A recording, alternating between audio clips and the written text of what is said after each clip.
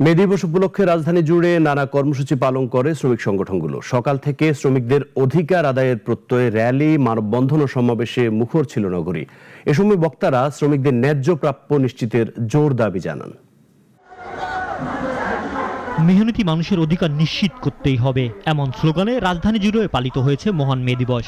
বিভিন্ন শ্রমিক সংগঠন, পেশাজীবী সংগঠন ও রাজনৈতিক দলের উদ্যোগে দিনভর ছিল র্যালি, সমাবেশ ও মানববন্ধন। সকালে রাজধানীর জাতীয় প্রেস ক্লাব থেকে পল্টন গুলিস্তান এলাকায় মিছিল, শোভাযাত্রা, মানববন্ধনের মতন কর্মসূচি ছিল। আমরা সারা বাংলাদেশের একটি চিত্র দেখানোর চেষ্টা করেছি যে সারা বাংলাদেশে এভাবে সাজ্জাদের মতো কিভাবে সাংবাদিকদেরকে মারধর করা হয়, তাদের হাত পা ভেঙে দেওয়া হয়। আমরা চাই মে দিবসের এই স্লোগান রাষ্ট্রের কানে পৌঁছাক।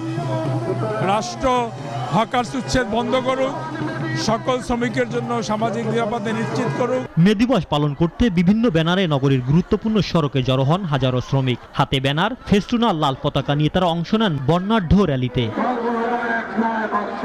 সমাবেশগুলোতে বক্তারা তুলে ধরেন শ্রমিকদের ন্যায্য মজুরি, নিরাপদ কর্মপরিবেশ এবং শ্রম আইন বাস্তবায়নের দাবি। আমরা আশা করব কাল বিলম্ব না করে শ্রমিকদের ন্যায্য দাবি, মজুরির দাবি, তাদের স্বাস্থ্যের দাবি, নিরাপত্তার দাবি তারা মেনে নেবেন।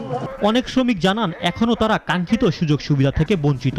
দীর্ঘদিন ধরেই তারা কাজ করছেন কম মজুরিতে। গার্মেন্টস শ্রমিকদের জন্য এবং সকল সেক্টরের শ্রমিকদের জন্য রেশনিং, পেনশন, আবাসন এবং স্বাস্থ্য খাতে বরাদ্দ দিতে হবে। আসন্ন বাজেটে যে শ্রমিকদের অর্থের টাকায় বাংলাদেশ সরকার বাজেট গঠন করে, সেই বাজেটে আমাদের শ্রমিকদের জন্য আমরা বরাদ্দ চাই। তাদের দাবি শুধু একদিনের কর্মসূচি নয়, যথাযথ অধিকার প্রতিষ্ঠার বাস্তব পরিবর্তন দেখতে চান শ্রমজীবী মানুষ।